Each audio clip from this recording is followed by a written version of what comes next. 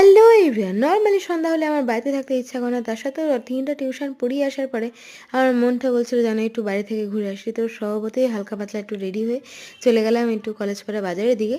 দেখি যে সেদিন আসলে সকালবেলা এই হনুমান মন্দিরটা উদ্বোধন হয়েছিল। আর বিকালবেলা যজ্ঞ হচ্ছিল। তো ভাগ্যবশত আমরা এটা দেখতে পেয়ে গেলাম। তারপরে দেখলাম প্রসাদও বিতরণ হচ্ছিল।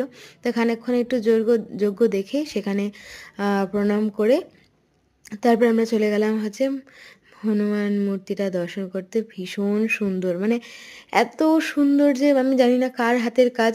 অবশ্যই ঠাকুরের আশীর্বাদ আছে তার উপরে, তার জন্য এত সুন্দর একটা মূর্তি তার হাত দিয়ে গড়েছেন আর কি। তো তারপরে আমরা লাইনে দাঁড়িয়ে পড়লাম। আর মানে পুরো বাজারটা ভীষণ সুন্দর সাজানো হয়েছিল।